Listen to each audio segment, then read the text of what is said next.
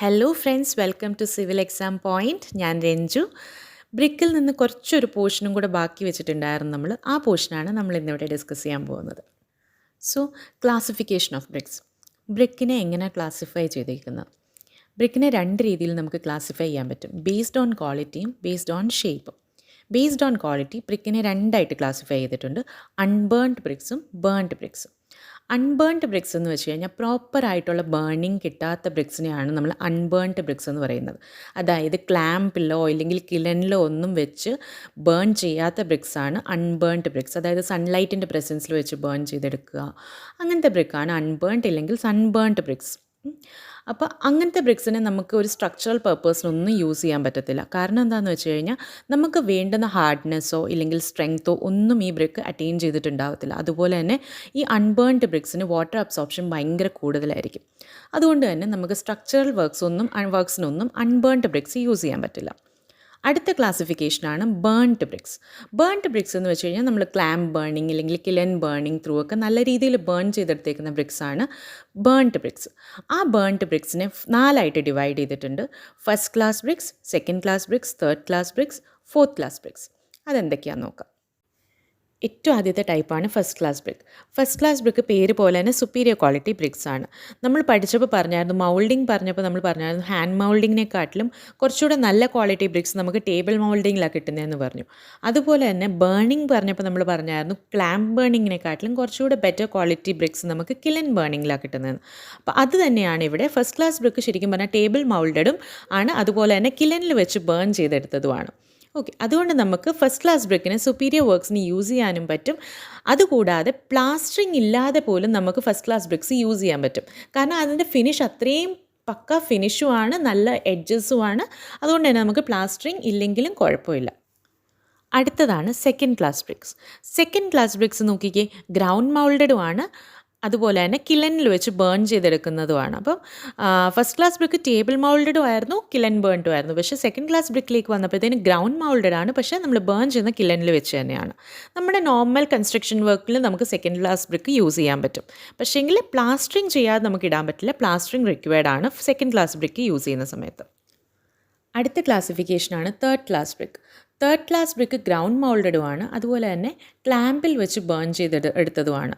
അപ്പോൾ നമ്മൾ നേരത്തെ പറഞ്ഞായിരുന്നു ഗ്രൗണ്ട് മൗൾഡിങ്ങും ക്ലാമ്പ് ബേണിങ്ങും അത്രയും എഫക്റ്റീവായിട്ടുള്ള ഇല്ലെങ്കിൽ അത്രയും നല്ല ക്വാളിറ്റിയിലുള്ള ബ്രിക്സ് പ്രൊഡ്യൂസ് ചെയ്യത്തില്ലെന്ന്. അതുകൊണ്ട് തന്നെ തേർഡ് ക്ലാസ് ബ്രിക്ക് നമ്മൾ ടെമ്പററി സ്ട്രക്ചേഴ്സിൻ്റെ കൺസ്ട്രക്ഷന് വേണ്ടിയിട്ടാണ് യൂസ് ചെയ്യുന്നത്. പിന്നെ വേറൊരു പോയിൻ്റ് ഉണ്ട്, ഹെവി റെയിൻഫോൾ ഏരിയാസിൽ നമ്മൾ തേർഡ് ക്ലാസ് ബ്രിക്ക് യൂസ് ചെയ്യത്തില്ല. കാരണം തേർഡ് ക്ലാസ് ബ്രിക്കിൻ്റെ വാട്ടർ അബ്സോർപ്ഷൻ കൂടുതലാണ്. ബേസ്ഡ് ഓൺ ക്വാളിറ്റിയിൽ ലാസ്റ്റ് ക്ലാസിഫിക്കേഷനാണ് fourth class brick. Fourth class brick ശരിക്കും പറഞ്ഞാൽ ഓവർ ബേൺ ബ്രിക്സ് ആണ്. നമ്മൾ നേരത്തെ ഡിസ്കസ് ചെയ്തൊരു കാര്യമാണ് ഓവർ ബേൺ ബ്രിക്സ്. 1100 ഡിഗ്രി സെൽഷ്യസിനെക്കാട്ടിലും കൂടുതൽ ടെമ്പറേച്ചറിൽ ബേൺ ചെയ്യുന്ന ബ്രിക്സിനെയാണ് ഓവർ ബേൺ ബ്രിക്സ് എന്ന് നമ്മൾ പറയുന്നത്. അതിന് വേറൊരു പേരും നമ്മൾ പറഞ്ഞായിരുന്നു, ജാമ ബ്രിക്സ്.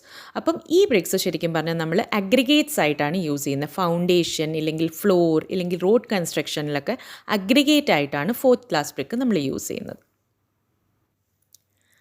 അടുത്ത ക്ലാസിഫിക്കേഷൻ ബേസ്ഡ് ഓൺ ഷേപ്പാണ്. ബേസ്ഡ് ഓൺ ഷേപ്പ് ബ്രിക്കിനെ നമ്മൾ 7ആയിട്ട് ക്ലാസിഫൈ ചെയ്തിട്ടുണ്ട്. അതിനകത്ത് ഫസ്റ്റ് വണ്ണാണ് ബുൾനോസ് ബ്രിക്ക്. ബുൾനോസ് ബ്രിക്ക് ഈ ഫിഗർ നോക്കിക്കേ, അതിൻ്റെ ഒരു എൻഡ് റൗണ്ടഡ് ആയിരിക്കും. അങ്ങനത്തെ ബ്രിക്സിനെയാണ് നമ്മൾ ബുൾനോസ് ബ്രിക്സ് എന്ന് പറയുന്നത്. ബുൾനോസ് ബ്രിക്സ് നമ്മൾ യൂസ് ചെയ്യുന്ന റൗണ്ടഡ് കോർണേഴ്സ് വേണ്ടുന്ന സ്ഥലങ്ങളിലാണ് ഇത് കൂടുതൽ നമ്മൾ യൂസ് ചെയ്യുന്നത്. സെക്കൻഡ് ടൈപ്പാണ് ചാനൽ ബ്രിക്സ്. ചാനൽ ബ്രിക്സിനെ നമ്മൾ മൗൾഡ് ചെയ്തെടുക്കുമ്പോഴേ അതിൻ്റെ ഇടയിൽ ഒരു ചാനൽ പോലെ ഒരു ഷേപ്പ് കാണും, ഇല്ലെങ്കിൽ അതിനെ ഗട്ടർ എന്നും കൂടെ പറയും. അതുകൊണ്ട് തന്നെ ആ ബ്രിക്കിനെ നമ്മൾ ഗട്ടർ ബ്രിക്സ് എന്നും പറയാറുണ്ട്. ഇങ്ങനത്തെ ബ്രിക്സ് നമ്മൾ യൂസ് ചെയ്യുന്നത് ഡ്രെയിനേജ് ഫെസിലിറ്റീസ് വേണ്ടുന്നിടത്താണ്. അതായത് പേവ്മെൻറ്റ്സിലും യാർഡ്സിലും ഒക്കെ നമ്മൾ ഈ ബ്രിക്ക് യൂസ് ചെയ്യും. അടുത്ത ബ്രിക്കാണ് കോപ്പിംഗ് ബ്രിക്സ്. കോപ്പിംഗ് ബ്രിക്സ് നമ്മൾ മെയിൻലി യൂസ് ചെയ്യുന്നത് പാരപ്പറ്റ് വാൾസിലും കോമ്പൗണ്ട് വാൾസിലൊക്കെയാണ്. പാരപ്പറ്റ് വാൾസ് ആണെങ്കിലും കോമ്പൗണ്ട് വാൾസ് ഒക്കെ ആണെങ്കിലും ഓപ്പൺ ആണ്, പെട്ടെന്ന് മഴവെള്ളമൊക്കെ നേരെ വന്ന് വീഴാൻ ചാൻസ് ഉണ്ട്. അപ്പോൾ അങ്ങനത്തെ പോർഷൻസിൽ പെട്ടെന്ന് റെയിൻ വാട്ടറിനെ ഡ്രെയിൻ ചെയ്ത് കളയാൻ, പെട്ടെന്ന് മഴവെള്ളം ഒഴുകി പോകാൻ വേണ്ടിയിട്ടാണ് നമ്മൾ കോപ്പിംഗ് ബ്രിക്സ് കൊടുക്കുന്നത്. ഇപ്പോൾ ഈ ഫിഗറിൽ നോക്കിക്കേ, ഇതിൽ കോപ്പിംഗ് ബ്രിക്ക് നമ്മൾ ട്രയാങ്കിൾ ഷേപ്പിൽ, ആ ട്രയാങ്കിൾ ഷേപ്പിന് നമ്മൾ സാഡിൽ ടൈപ്പ് എന്നാണ് പറയുന്നത്. ഒന്നേ നമ്മൾ സാഡിൽ ടൈപ്പായിട്ട് കൊടുക്കും, ഇല്ലെങ്കിൽ ഹാഫ് റൗണ്ടഡ് ടൈപ്പായിട്ട് കൊടുക്കും. ഓക്കെ, അതൊക്കെയാണ് കോപ്പിംഗ് ബ്രിക്സിൻ്റെ യൂസേജ്. അടുത്ത 4ാമത്തെ ടൈപ്പാണ് കൗനോസ് ബ്രിക്ക്. കൗനോസ് ബ്രിക്ക് ബുൾനോസ് ബ്രിക്ക് പോലെ തന്നെയാണ്. പക്ഷേ ഡിഫറൻസ് എന്താണെന്ന് വെച്ചാൽ ബുൾനോസ് ബ്രിക്കിൽ ഒരു കോർണറാണ് റൗണ്ടഡ്, കൗനോസ് ബ്രിക്കിൽ രണ്ട് കോർണേഴ്സും റൗണ്ടഡ് ആയിരിക്കും. ഈ കൗനോസ് ബ്രിക്സും നമ്മൾ കോർണേഴ്സിലൊക്കെയാണ് യൂസ് ചെയ്യുന്നത്. അടുത്ത ടൈപ്പാണ് ഹോളോ ബ്രിക്സ്. ഹോളോ ബ്രിക്സിന് 2 പേരും കൂടെ ഉണ്ട്, cellular bricks or cavity bricks. Hollow ബ്രിക്സിൻ്റെ പ്രത്യേകത നമുക്ക് എല്ലാവർക്കും അറിയാം, ലൈറ്റ് ഇൻ വെയിറ്റ് അല്ലേ. കാരണം എന്താ, ഹോളോ ആണ് അത് ഉള്ളിൽ.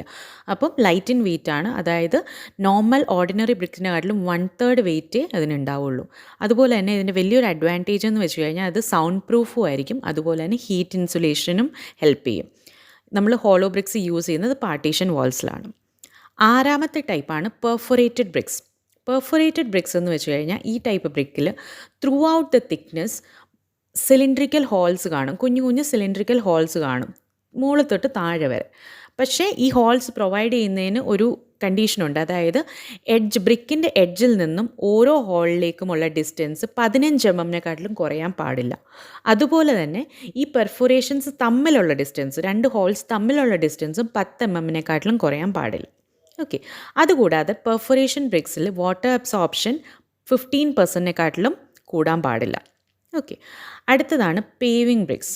പേവിംഗ് ബ്രിക്സ് നമ്മൾ യൂസ് ചെയ്യുന്നത് എന്താ, പേവ്മെൻറ്റ്സിലാണ്. ഓക്കെ. പേവ്മെൻറ്റ്സിലെന്ന് പറയുമ്പോഴത്തേക്കിന് നമുക്ക് എല്ലാവർക്കും അറിയാം വിയർ ആൻഡ് ടെയർ നന്നായിട്ട് വരാൻ സാധ്യതയുണ്ട്. എന്തുകൊണ്ടാണ്, ട്രാഫിക് മൂവ്മെൻറ്റും ഉണ്ട്. അപ്പോൾ അതുകൊണ്ട് തന്നെ ബ്രിക്കിൻ്റെ ഹാർഡ്നെസ് അല്ലെങ്കിൽ സ്ട്രെങ്ത്ത് കൂട്ടാൻ വേണ്ടിയിട്ട് നമ്മൾ പേവിംഗ് ബ്രിക്സിൽ നമ്മൾ നോർമലി ആഡ് ചെയ്യുന്ന അയൺ ഓക്സൈഡിനെക്കാട്ടിലും കൂടുതൽ എമൗണ്ട് ആഡ് ചെയ്ത് കൊടുക്കും. അതാണ് പേവിംഗ് ബ്രിക്സിൻ്റെ പ്രത്യേകത. അപ്പോൾ അയൺ ഓക്സൈഡ് കൂടുതലുള്ള ബ്രിക്ക് ഏതാണെന്ന് ചോദിച്ചാൽ അത് പേവിംഗ് ബ്രിക്സ് ആണ്.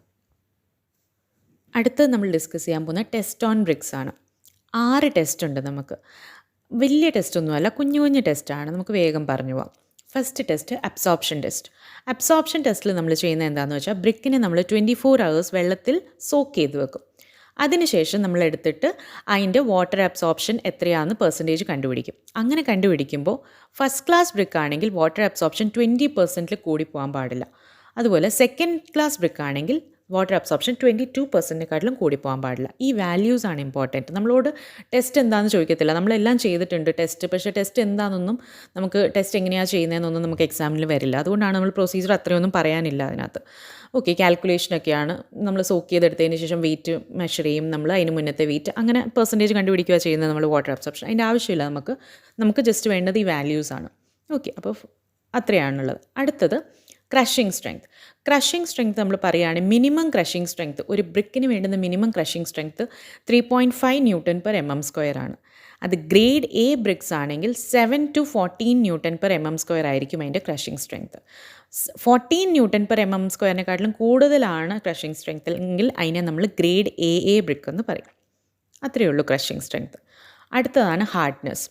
ബ്രിക്ക് ഹാർഡാണോ അല്ലയോ എന്ന് നമുക്ക് പറയാൻ പറ്റുന്നത് എങ്ങനെയാണെന്ന് വെച്ചാൽ, ഒരു ബ്രിക്ക് എടുത്തിട്ട് നമ്മൾ നമ്മുടെ നഖം വെച്ച് അതിലൊന്ന് സ്ക്രാച്ച് ചെയ്യുക. അങ്ങനെ സ്ക്രാച്ച് ചെയ്യുമ്പം ഇംപ്രഷൻസ് ഒന്നും ഉണ്ടായിട്ടില്ലെങ്കിൽ നമുക്ക് പറയാം അതൊരു ഹാർഡ് ബ്രിക്കാണെന്ന്. അടുത്ത ടെസ്റ്റാണ് സൗണ്ട്നെസ് ടെസ്റ്റ്. സൗണ്ട്നെസ് ടെസ്റ്റിൽ നമ്മൾ 2 ബ്രിക്കിനെ എടുത്ത് സ്ട്രക്ക് ചെയ്യും. 2 ബ്രിക്കിനെ എടുത്ത് കൂട്ടി അടിച്ചു നോക്കും. അങ്ങനെ ചെയ്യുമ്പോഴത്തേനും ഒരു മെറ്റാലിക് റിങ്ങിങ് സൗണ്ട് ആയിരിക്കണം കേൾക്കുന്നത്. അങ്ങനെയാണെങ്കിൽ നമുക്ക് പറയാൻ പറ്റും ബ്രിക്ക് സൗണ്ടാണെന്ന്. അടുത്തതാണ് സ്ട്രക്ചർ. ബ്രിക്കിൻ്റെ സ്ട്രക്ചർ എങ്ങനെയാണ് നമ്മൾ ടെസ്റ്റ് ചെയ്യുന്നത്? അത് നമ്മളൊരു ബ്രിക്ക് പൊട്ടിച്ച് നോക്കുമ്പോഴത്തേനും, ബ്രേക്ക് ചെയ്ത് നമ്മൾ നോക്കുകയാണെങ്കിൽ, നമ്മൾ അതിൻ്റെ ഉള്ളിലേക്ക് നോക്കുകയാണെങ്കിൽ അത് എല്ലാ ഭാഗത്തും യൂണിഫോം ആയിരിക്കണം, ഹോമോജീനിയസ് ആയിരിക്കണം എന്നൊക്കെ പറയും. അതിൻ്റെ അർത്ഥം എന്താണെന്ന് വെച്ച് കഴിഞ്ഞാൽ യൂണിഫോം കളർ ആയിരിക്കണം. അതായത് ഒരു സൈഡിൽ ഒരു കളർ, ഒരു സൈഡിൽ കുറച്ച് ഫെയ്ഡഡ് കളർ, അങ്ങനെയൊന്നും ആവാൻ പാടില്ല. യൂണിഫോം കളർ ആയിരിക്കണം, ഫുൾ സ്ട്രക്ചർ യൂണിഫോം ആയിരിക്കണം. അതിൻ്റെ ഇടയിൽ ഡിഫക്ട്സ് ഒന്നും പാടില്ല, ഹോൾസ് ഒന്നും പാടില്ല, അതായത് വോയിഡ് സ്പേസസ് അങ്ങനെയൊന്നും ഉണ്ടാവാൻ പാടില്ല. അങ്ങനെയാണെങ്കിൽ നമുക്ക് പറയാൻ പറ്റും നല്ല ഒരു ബ്രിക്കാണെന്ന്. അടുത്തതാണ് presence of soluble salts. Soluble സോൾട്സിൻ്റെ പ്രസൻസ് ഉണ്ടെങ്കിൽ ബ്രിക്കിൻ്റെ മുകളിലായിട്ട് നമുക്ക് ഗ്രേ ഇല്ലെങ്കിൽ വൈറ്റ് സ്പോട്ട്സ് കാണാൻ പറ്റും. അപ്പം അങ്ങനെ സ്പോട്ട്സ് ഒന്നും ഇല്ലെങ്കിൽ മാത്രമേ നമുക്ക് പറയാൻ പറ്റുള്ളൂ ബ്രിക്കിൽ സോലിബിൾ സോൾട്സിൻ്റെ പ്രസൻസ് ഇല്ലയെന്ന്. അപ്പോൾ ഇത്രയാണ് നമുക്ക് ബ്രിക്കിൽ പറയാനുള്ളത്. എല്ലാവർക്കും വീഡിയോ ഇഷ്ടമായെന്ന് വിശ്വസിക്കുന്നു. ഇഷ്ടമായാൽ ലൈക്ക് ചെയ്യുക, സബ്സ്ക്രൈബ് ചെയ്യുക. എന്തെങ്കിലും ഡൗട്ട്സ് ഉണ്ടെങ്കിൽ കമൻറ്റ് സെക്ഷനിൽ അറിയിക്കുക. അപ്പോൾ അടുത്തൊരു ടോപ്പിക്കായിട്ട് വരുന്നവരെ ബൈ.